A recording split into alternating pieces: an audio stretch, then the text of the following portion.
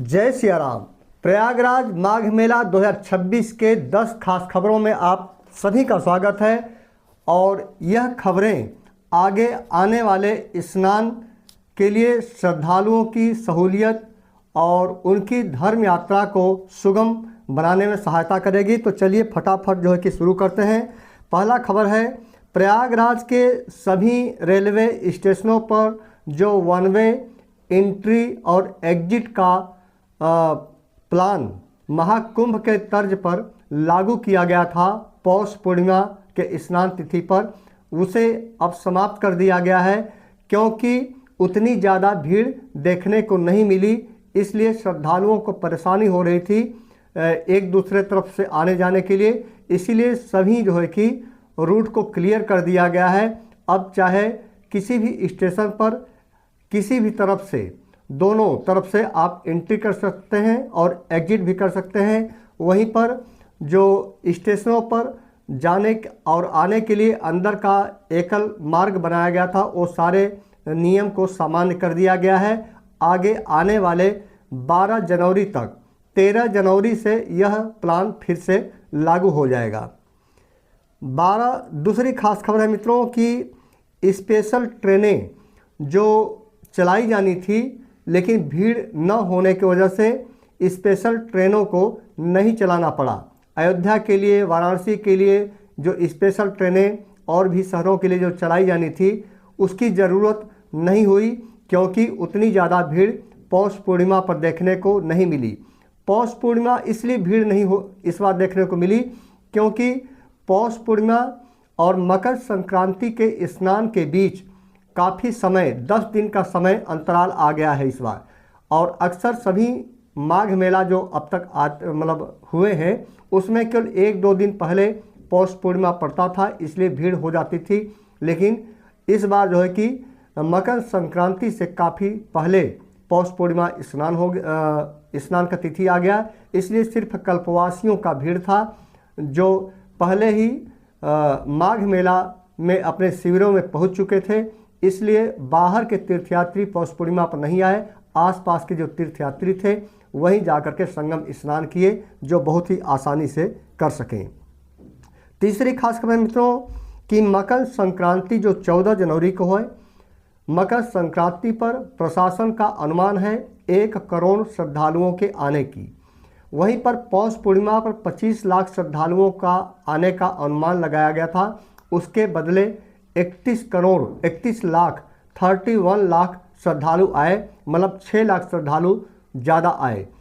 इस वजह से इसी आधार पर मकर संक्रांति को पहले 45 से 50 लाख का अनुमान किया जा रहा था, लेकिन अब प्रशासन 1 करोड़ का दावा या अनुमान कर रही है क्योंकि जो लोग पौष पूर्णिमा पर नहीं आए वे लोग अब अनुमान लगाया जा रहा है कि मकर संक्रांति पर ही सभी लोग आएंगे और ट्रेनों में रिजर्वेशन भी उसी तरह का है। और इसीलिए मकर संक्रांति के पहले 2 दिन पहले 12 जनवरी से सारे जो वन वे प्लान है वो सब लागू हो जाएंगे और इस वजह से जो भीड़ का जो मैनेजमेंट है वह महाकुंभ के तर्ज पर हो सकता है।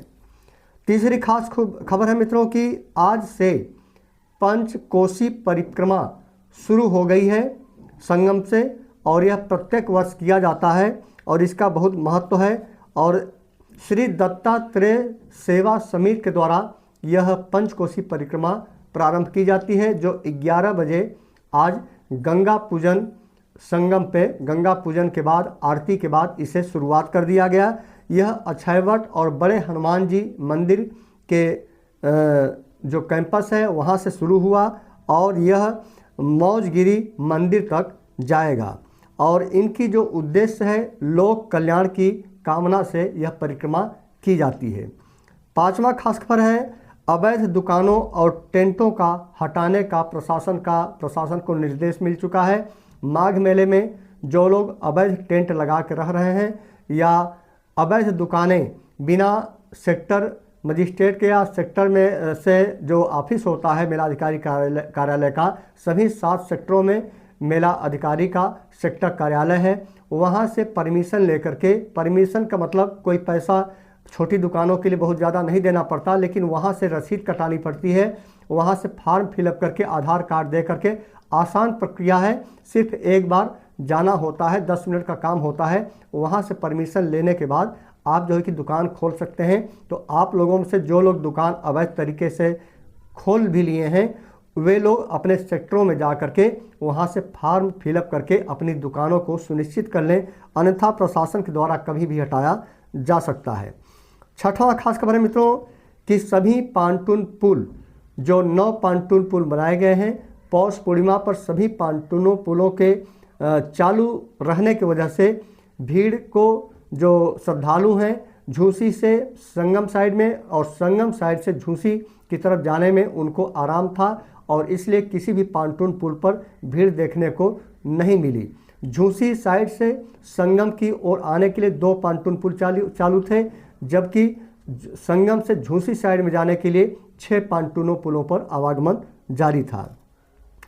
7वां खास खबर है मित्रों, चलो रे मन गंगा यमुना तीर में सांस्कृतिक कार्यक्रम प्रारंभ हो चुके हैं और ऐसे में पिछले दिन मतलब कल पद्म श्री मालिनी अवस्थी ने जो है कि अपना गीत प्रस्तुत किया और बहुत से कलाकारों ने, प्रयाग संगीत समिति के भी कलाकारों ने प्रस्तुत किया और इस तरह से सांस्कृतिक कार्यक्रमों का जो शुरुआत है वह हो चुका है और आगे आने वाले 32 दिनों तक यह कार्यक्रम चलता रहेगा।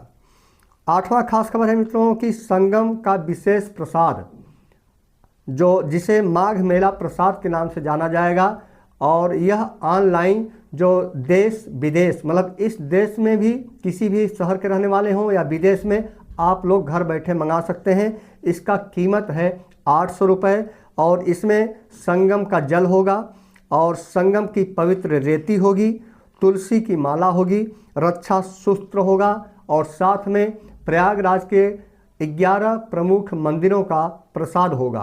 तो यह जो है कि ऑनलाइन जो लोग संगम स्नान के लिए किसी तरह से नहीं आ पाते हैं तो वे लोग घर बैठे 800 रुपये में ये पवित्र प्रसाद को मंगा सकते हैं। 9वां खास खबर है, मकर संक्रांति स्नान के पूर्व लागू हो जाएंगे फिर से वन वे। जो 14 तारीख का स्नान है और उस दिन के 2 दिन पहले अर्थात 12 तारीख से जो है कि वन वे महाकुंभ के तर्ज पर लागू हो जाएगा। फिर उसमें आपको पैदल ज़्यादा चलना पड़ सकता है, इसलिए जो लोग पैदल नहीं चलना चाहते या अपने परिवार या बुजुर्गों के साथ, बच्चों के साथ स्नान करना चाहते हैं, वह 12 तारीख के पहले स्नान कर सकते हैं। 10वां खास खबर है मित्रों कि भीड़ से बचना है। तो भीड़ से बच करके यदि मेला देखना है, स्नान करना है, मंदिरों का दर्शन करना है तो 12 जनवरी तक स्नान कर लीजिए या फिर 13 जनवरी से 23 जनवरी तक भीड़ बहुत ज़्यादा होगी। माघ मेला प्रयागराज में इस बार 13 जनवरी से 23 जनवरी तक भीड़ ज़्यादा होगी। तो जो लोग भीड़ में या पवित्र स्नान डेटों पर ही आपको स्नान करना है तो थोड़ा भीड़ में आपको आना पड़ेगा, अन्यथा आप 12 जनवरी के पहले या तो स्नान कर लीजिए या फिर 23 जनवरी के बाद 24 जनवरी से 30 जनवरी 30 जनवरी के बीच में आप स्नान कर सकते हैं। और वहीं पर फिर 1 तारीख को माघी पूर्णिमा है, फिर 2 तारीख से फिर 2 फरवरी से 13 फरवरी तक भीड़ आपको देखने को नहीं मिलेगी। तो लेकिन 1 तारीख के बाद माघी पूर्णिमा के बाद कल्पवासी जाने लगते हैं, इसलिए जो माघ मेला की जो रौनक होती है धीरे धीरे धूमिल होने लगती है और इसलिए माघ मेला के दरमियान सभी रौनक के अनुसार आप जो है कि यहाँ पर आनंद लेना चाहते हैं, घूमना चाहते हैं, संगम स्नान करना चाहते हैं तो 12 जनवरी के पहले आप स्नान कर सकते हैं। अन्यथा आप थोड़ा पैदल चलने में सक्षम हैं 2-4 किलोमीटर तो आप मकर संक्रांति और जो बसंत पंचमी है 23 तारीख को उसके बीच में स्नान कर सकते हैं, क्योंकि 14 जनवरी की मकर संक्रांति है, 23 तारीख से वन वे प्लान लागू होगा, नो व्हीकल जोन लागू हो जाएगा, मेला में कोई गाड़ी नहीं चल पाएगी। और जैसे ही 14 तारीख को मकर संक्रांति समाप्त होगा, 15 तारीख एक दिन बाद तक वह लागू होता है, 16 तारीख को 16 जनवरी को थोड़ा छूट मिलेगी।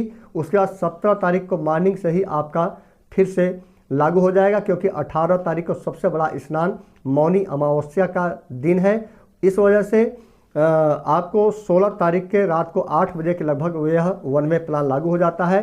फिर आपकी गाड़ियों को न तो एंट्री मिलेगी और न ही ज़्यादा मेला क्षेत्र के नज़दीक तक कोई ई रिक्शा जा पाएगा। ऐसे में आपको 5 से 6, 7, 8 किलोमीटर तक पैदल चलना पड़ सकता है मौनी अमावस्या के दिन। बाकी स्नान तिथियों पर उतनी ज़्यादा भीड़ नहीं रहेगी, तो आप मेला क्षेत्र तक ई रिक्शा से जा सकेंगे। उम्मीद करता हूँ मित्रों की ये जानकारी आपको अच्छी लगी होगी। जो लोग चैनल पर नए हैं चैनल को सब्सक्राइब कर लें। अगले वीडियो में फिर से मिलता हूँ। जय सिया राम।